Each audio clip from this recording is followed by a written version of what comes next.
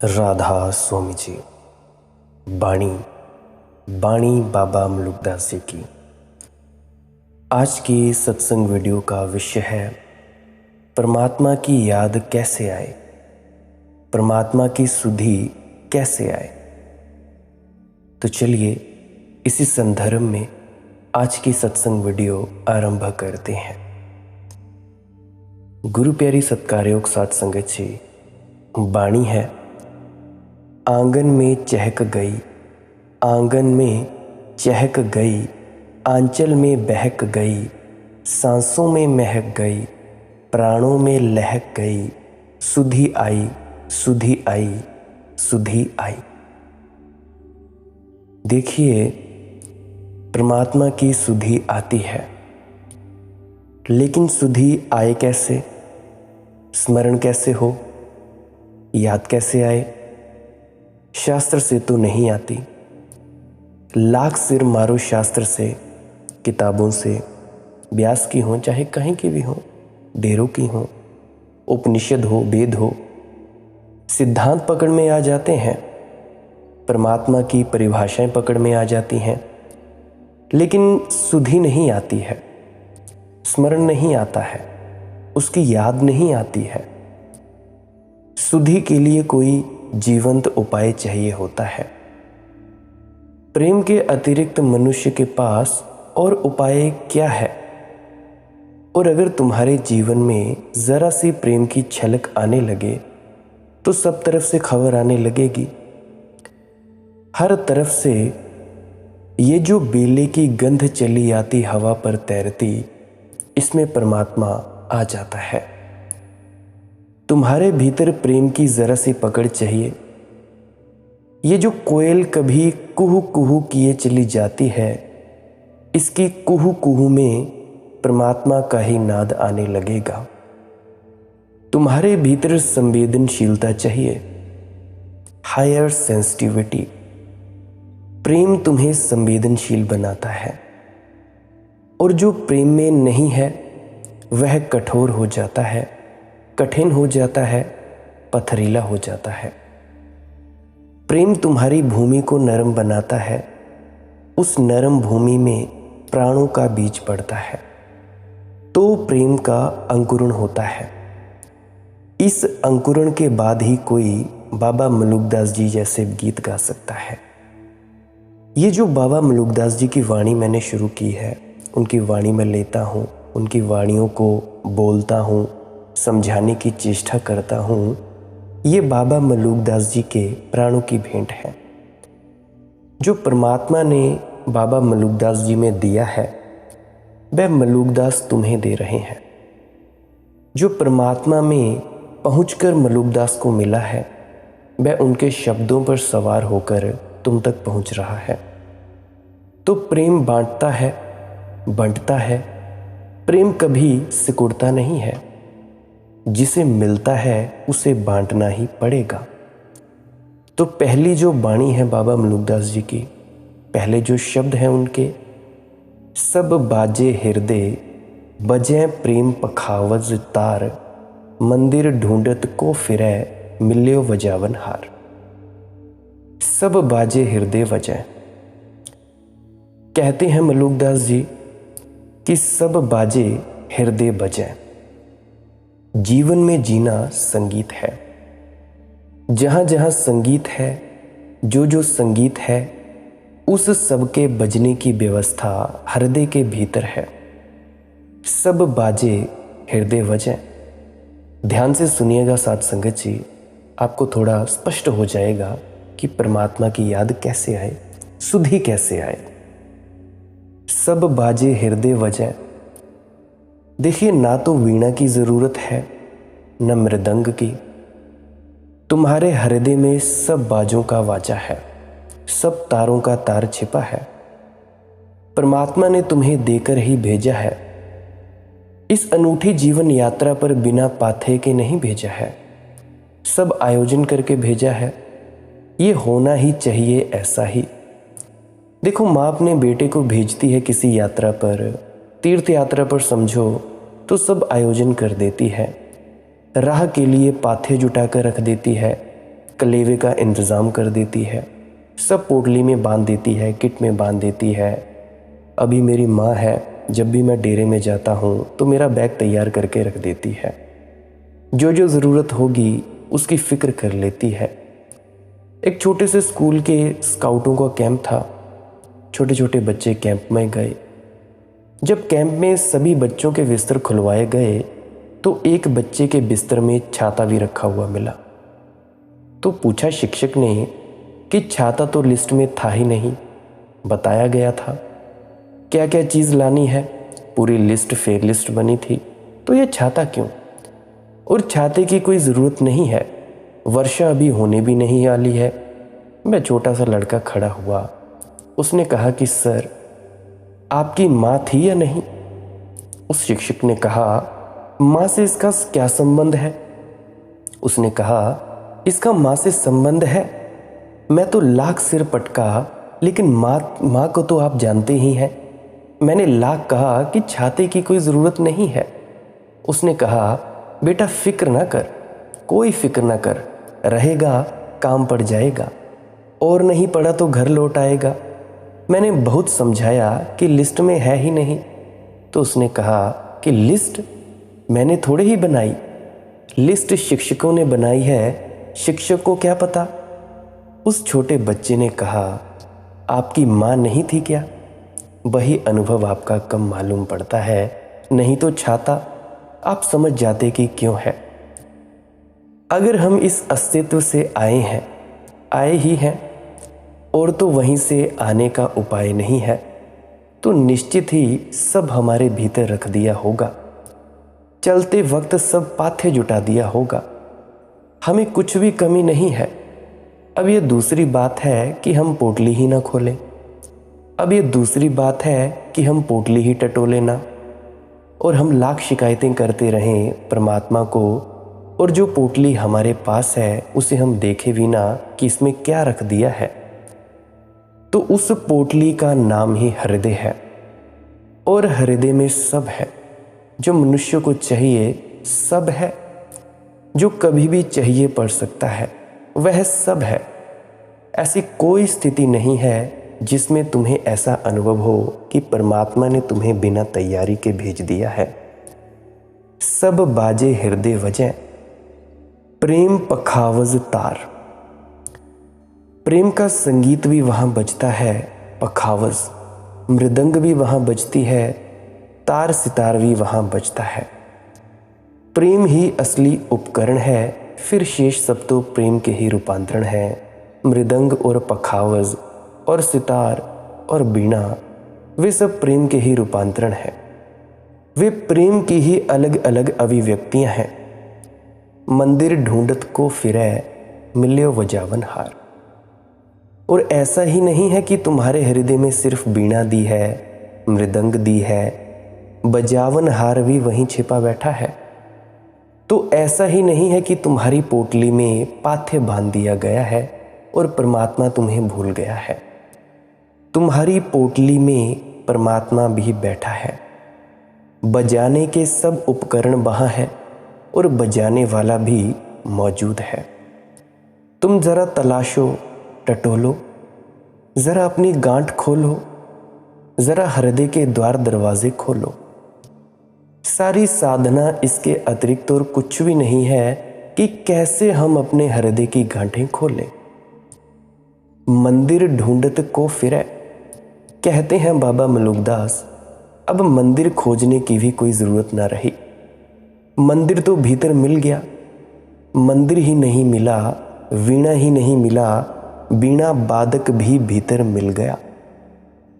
इस घड़ी में जब कोई अपने को खोल लेता है तो नया जन्म होता है, जिसको मैंने द्विज कहा, ट्वाइन वॉन, एक नया जन्म होता है। पहली बार तुम समझते हो कि तुम अकेले नहीं हो, परमात्मा साथ है। पहली बार तुम समझते हो कि तुम इस पृथ्वी पर अनजान नहीं हो, अजनबी नहीं हो, ये तुम्हारी है। और परमात्मा, पहली बार तुम समझते हो कि अस्तित्व तुम्हारे प्रति परमात्मा विमुख नहीं है। अस्तित्व ने सब तरफ से तुम्हारे प्रति छाया की है, सब तरह से तुम्हें बचाया है, सब तरह से सुरक्षा दी है। पहली बार पता चलता है कि अस्तित्व तुम्हारा शत्रु नहीं है, लड़ने की ज़रूरत नहीं है। अस्तित्व तो तुम्हारे प्राणों का प्यारा है और अस्तित्व का प्रेम तुम्हारी तरफ बह रहा है। बस तुम्हारा प्रेम अस्तित्व की तरफ बहने लगे तो दोनों का मिलन हो जाए। उस महामिलन में ही भक्त का जन्म होता है। भक्त यानी द्विज।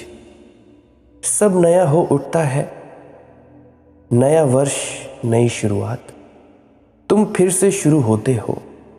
अभी तक तो तुम जैसे जिए हो वह नाम मात्र का जीना है, वास्तविक जीवन नहीं है। अभी तो ऐसे जिए हो जैसे सागर होने की क्षमता हो और बूंद होकर जिए हो, जैसे विराट होने की क्षमता हो और सिकुड़ सिकुड़ कर एक छोटे से कारागृह में बंद होकर जिए हो। अभी तो ऐसे जिए हो जैसे बीज बंद, सब तरफ से बंद है, न खिड़की, न द्वार, न दरवाजे। जबकि हो सकता था वह महावृक्ष कि उसके नीचे यात्री ठहरते, विश्राम करते, छाया पाते, थके हारे पुनर्जीवन पाते, कि पक्षी घोंसले बनाते, कि हवाएं अटखेलियाँ करती, कि सूरज आकर चर्चा करता, कि चांद तारे मिलने को उत्सुक होते, कि फूल खिलते, कि फल लगते। विराट वृक्ष हो सकते थे, लेकिन एक वृक्ष की तरह नहीं, बीज की तरह जिए हो अब तक। हो भी नहीं सकते विराट वृक्ष, क्योंकि तुम अभी मिटने को तैयार नहीं हो। प्रेम का शास्त्र एक शब्द में कहा जा सकता है। क्या है? मिटने का शास्त्र, समर्पित होने का शास्त्र। जैसे बीज मिटता है भूमि में, ऐसे जिस दिन तुम मिटने को राजी हो जाते हो, अपने अहंकार के बीज को छोड़ने को, उसी दिन अंकुरण हो जाता है। फिर देर नहीं लगती, उसी क्षण एक नया वर्ष आ जाता है। उस दिन जीवन जीता, जिस दिन तुम हारे उस दिन जीवन जीता, जिस दिन तुम मरे उस दिन जन्म हुआ, वास्तविक जन्म हुआ। जिस दिन तुम मिटे उस दिन परमात्मा आया और तुम्हारे भीतर विराजमान हुआ और उसकी याद आई। गुरु के पास जब तुम गुरु दीक्षा लेने जाते हो, नामदान लेने जाते हो, तो उस दिन तुम मिटने को तैयार हो जाते हो। कुछ तो मिट जाते हैं और कुछ नहीं मिटते, अहंकार में ही खड़े रह जाते हैं। तो जो मिट जाते हैं, गुरु पर समर्पित हो जाते हैं, उनका तो वास्तविक जन्म होता है और परमात्मा तुम्हारे भीतर विराजमान होने को तैयार हो जाता है। सब बाजे हृदय वजह, प्रेम पखावज तार, मंडित मंदिर ढूंढत को फिरे, मिलियों वजावन हार, करे पखावज प्रेम का, हृदय बजावे तार, प्रेम की बना लो मृदंग, हृदय का लो सितार, मने नचावे मगन है, तिसका मता अपार। कहते हैं बाबा मलुकदास जी, अपने मन को नचाओ। सुनते हो, करे पखावज प्रेम का, प्रेमी का मृदंग पर पड़ने दो थाप, प्रेमी की मृदंग को गूंजने दो, हृदय बजावे तार, छोड़ो हृदय के तार, ताकि वीणा निनादित हो उठे, ताकि सोई वीणा, सदियों सदियों से सोई वीणा जाग उठे। संगीत सोया पड़ा है, जरा छेड़ने की बात है। छेड़ भी ना सकोगे, वीणा तो दे दी है, लेकिन छेड़ोगे तभी तो जागेगी ना। इतना तो कम से कम करो, पोटली तो खोलो। मने नचावे मगन है, और मन को नाचने दो, प्रेम के इर्द गिर्द नाचने दो। प्रेम के मृदंग के आसपास मन को नाचने दो, बीणा के साथ साथ मन को नाचने दो। बाबा मलुकदास जी की बीणा गीत की, नृत्य की, संगीत की बीणा है और वो वाणी है। संगीत, गीत और नृत्य के लिए आह्वान है, चुनौती है। यह वाणी तुम्हें उदास करने को नहीं है, यह वाणी तुम्हें हर्षोन्मत्त करने को है। और परमात्मा की राह उदासी से तय नहीं होती।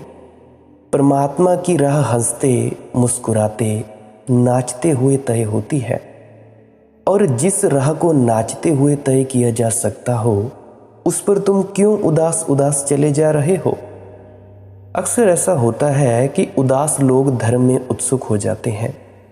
तुम मंदिरों में देखो, मस्जिदों में देखो, डेरों में देखो, वहाँ तुम नाचते हुए लोग शायद ही पाओ। वहाँ तुम हर्षोन्मत्त लोग शायद ही पाओ, जिन्होंने प्रेम की मृदंग बना ली हो और हृदय की वीणा बना ली हो और मन के नृतक को मुक्त कर दिया हो। वहाँ तुम्हें ऐसे लोग शायद ही मिले। वहाँ तुम्हें मिलेंगे मुर्दे, मरने को तत्पर या मर ही चुके। यहाँ लोग आते हैं तो स्वभावतः इसी आशा में आते हैं कि जैसे और आश्रम है, ऐसे ही इस व्यक्ति का घर भी होगा। उनको बड़ी बेचैनी होती है। मेरे पास कुछ लोगों ने आकर कहा भी कि हम सोचते थे कि जैसा आश्रम होना चाहिए, जैसा तुम्हारा ये घर होना चाहिए, उदासीन, मगर नाच गीत गान, तुम अपने बूफर में गाने बजाते हो और तुम खुद नाचते हो। प्रेम का ऐसा प्रफुल्ल भाव, नाचते गाते हो कि तुम अपनी पत्नी के हाथों में हाथ डालते हुए नाचते हो। ये क्या करते हो? तो मैं उनसे कहना चाहता हूँ, वे खुद मर गए हैं। वे दूसरों को भी मारना चाहते हैं। वे खुद मुर्दा हो गए हैं। उनकी जीवन धारा सूख गई है। वे दूसरे की भी कलियों को खिलने देखना नहीं चाहते। सूखा वृक्ष जैसे नए उमगते हुए अंकुरों को कहता है, क्या रखा है इसमें, विरागी बनो। भक्त वैराग्य की भाषा नहीं बोलता। भक्त कहता है, विराट रागी बनो, विराट से राग बनाओ। अनासक्त नहीं, परमात्मा से आसक्ति जुटाओ। और तब अनासक्ति आती है। व्यर्थ से अनासक्ति है, सार्थक से नहीं। तब धीरे धीरे तुम उठने लगे ऊपर। अभी तुम नाचते हो, गीत गाते हो, तुम शराब पीकर नाचते हो। स्वभावतः तुम्हारा नाच और तुम्हारा गीत उसी तल पर होगा जहां तुम हो। तुम बेहोशी में नाचते हो, नशे में नाचते हो, डीजे लगा लिया, जोर जोर से तो नाचते हो। लेकिन अगर नाच चलता रहा तो नाच तुम्हारा तल बदल देगा। अगर नाच में तुम डूबने लगे तो तुम बदलने लगोगे। डूबने से कोई बदलता है? क्षण भर को भी मिट गए अगर नृत्य करते करते, तो उस क्षण भर में ही तुम्हारी सीमा विराट हो जाएगी। एक क्षण को तुम्हारे भीतर परमात्मा झांकेगा। जब नर्तक मिट जाता है और नृत्य ही रह जाता है, तब घटना घटती है, क्रांति की घटना घटती है। यहाँ मुर्दों के लिए तो जगह नहीं है, मुर्दों के लिए कब्रिस्तान है। और घर का अर्थ, इस आश्रम का अर्थ उदासीनता नहीं है। आश्रम का अर्थ होता है विश्राम का स्थल। थके हारे तुम आए हो जीवन से, उदास, पीड़ित, परेशान। जहाँ तुम जाते हो, आओ। जहाँ तुम फिर से सीख लो, फिर से तुम्हारे पैरों में गति आ जाए मुझे देखकर, जब मैं नाचता हूँ, गाता हूँ, गुनगुनाता हूँ, और फिर से तुम्हारे प्राणों में ध्वनि आ जाए, जहाँ से तुम फिर नवल उत्साह से ले सको, उमंग ले सको। करे पखावज प्रेम का, हृदय बजावे तार, मन्ने नचावे मग्न है जिसका मता अपार। और कहते हैं मलूकदास जी, उसका ही मत अपार है जो तुम्हारे नृत्य से, गीत और गाने से भर दे। उसका ही मत अपार है, उसके ही मत में अनंत की संभावना है, विराट की संभावना है, विराट की संभावना है, जो तुम्हारे जीवन को नए नए बसंतों से भर दे। सद्गुरु अगर आषाढ़ के मेघों की तरह तुम्हारे ऊपर न घिर जाए और तुम्हारे मन मोर नाच ना उठे, तो वो सद्गुरु नहीं। पुरवैया गा उठी, प्रकृति का अंचरा डोल रहा, उमड़ा प्यार गगन के हिय में, बदरा बन बरसा। प्रेमों कुल भूने नदियों की बह पढ़ा परसा, दूर कहीं बंसी की धुन सुन कजरा डोल रहा, प्रकृति का अंचरा डोल रहा। लहरों ने एक तारा छेड़ा, कूकी कोयलिया, सजी लताएं बजी गाँव की कंवारी पायलिया। अमराई का हौले हौले जियरा डोल रहा, प्रकृति का अंचरा डोल रहा। बूंदियों का दर्पण ले कलियां, रूप संवार रही पात पात पर बहार परियां। तन मन बार रही फुलवा ढंका धरा का हरियर, घघरा डोल रहा घर नाची राधा खेतों में, झूमा सावरिया द्वारे हंस मीम, पनघट पर छलकी गगरिया। अंगना महका मैना फुदकी, पिंजरा डोल रहा, प्रकृति का अंचरा डोल रहा। पुरवैया गा उठी, प्रकृति का अंचरा डोल रहा। तो गुरु प्यारी साथ संगत जी, धर्म वसंत है, मधुमास है। धर्म परम आनंद का उत्सव है, लेकिन तुम चाहो तो उत्सव में भी उदास बने रह सकते हो। तुम चाहो तो उत्सव में भी अछूते अछूते बने रह सकते हो। तुम अगर डूबना ना चाहो तो कोई तुम्हें डुबा ना सकेगा। परमात्मा भी तुमसे हार जाएगा। गाए जाता, गुनगुनाए जाता, लेकिन तुमने जिद बांध रखी है कि हम आंख उठाकर ना देखेंगे। चारों तरफ परमात्मा का शाश्वत नर्तन चला है, नाच चला है, लेकिन तुम भी खूब कि तुम अपनी उदासी में घिरे बैठे हो। तुमने घूंघट मार लिया है, तुम देखते ही नहीं क्या हो रहा है चारों तरफ। करे पखावज प्रेम का तो देखना शुरू करो। प्रेम की मृदंग बनाओ। चलो मनुष्यों के लिए ही सही, प्रेम की मृदंग बनाओ तो सही, पहले बनाओ तो। चलो पौधों पक्षियों के लिए ही सही, बनाओ तो सही। आज आदमी के लिए बजेगी मृदंग, बजना आ जाए एक दफ़ा, तो परमात्मा के लिए बजने में कितनी देर लगेगी। आज शायद तुम जैसे ही दूसरे मनुष्यों के लिए बजेगा तुम्हारे हृदय का तार। बजे तो एक दफ़ा ये तो समझ आ जाए कि हृदय का तार बजता है। किसी बहाने बजे, सब बहाने उचित हैं। बज जाए एक बार तो फिर तुम रुक ना सकोगे। और जब साधारण मनुष्यों के लिए बजकर इतना आनंद मिलता है, तो परमात्मा के लिए बजकर कितना आनंद ना मिलेगा। ज़रा सोचो, सोचो तो भाई।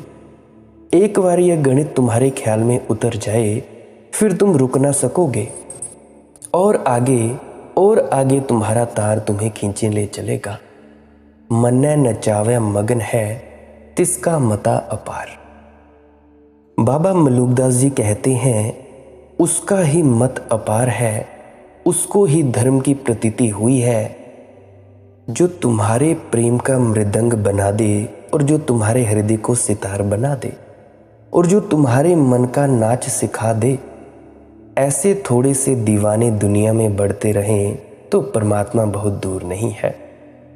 जो तेरे घट प्रेम है तो कहीं कहीं ना सुनाओ, अंतर्जामी जानी है अंतर्गत का भाव। कहते हैं मलूकदास, ये कहकर मत सुनाओ कि मुझे बड़ा प्रेम है, मुझे बड़ा प्रेम है, मुझे बड़ा प्रेम है। कहने की बात नहीं है, नाचो। कहने की बात नहीं है, जियो। कहने की बात नहीं है, हो जाओ प्रेम। करना नहीं है, प्रेम ही हो जाओ। परमात्मा पहचानेगा, अंतर्जामी जानी है अंतर्गत का भाव। लेकिन क्या करते हैं लोग? कहते हैं और जो कहते हैं ठीक उससे विपरीत करते हैं, और जो कहते हैं ठीक उससे विपरीत ही कर देते हैं। मंदिर में जाकर तुम भी कह आते हो कि परमात्मा मुझे आपसे बड़ा लगाव है, मुझे आपको आने की बड़ी चाह है, लेकिन तुमने कभी देखा तुम्हारे शब्द कैसे झूठे हैं? होंठ से भर निकल रहे हैं, हृदय से तो नहीं निकल रहे। तुमने कभी देखा? तुम परमात्मा तक को धोखा देने में लगे हो। आदमी को धोखा देते तुम इतने कुशल हो गए हो कि अब तुम परमात्मा को भी धोखा देने की चेष्टा कर रहे हो। तुम सच में पाना चाहते हो? तुम पाने के लिए क्या कर रहे हो? तुमने पाने के लिए कौन सा आयोजन किया है? कौन सी यात्रा के लिए तुम तैयार हुए हो? तुमने पाने के लिए क्या खोने की तैयारी की है? कुछ भी तो नहीं। नाव तो बंधी है किनारे से और खूंटी से तुम नाव को कसकर बांधे रहे हो और कहते भी चले जाते हो मुझे दूसरे पार जाना है, कि मैं आना चाहता हूँ दूसरे पार। हे प्रभु, कब कृपा होगी? और साथ में खूंटी ठोक रहे हो, नाव को कसकर बांध रहे हो। कहते तो हो परमात्मा को पाना है, लेकिन कोशिश धन को पाने की ही करते हो, परमात्मा को पाने की नहीं। कहते कुछ, करते कुछ, होते कुछ। ऐसे झूठ से जीवन भरा है तुम्हारा, ऐसी बेईमानी से जीवन भरा है तुम्हारा। तो इसीलिए कहते हैं मलूकदास जी, जो तेरे घटे प्रेम है तो कहीं कहीं ना सुनाओ।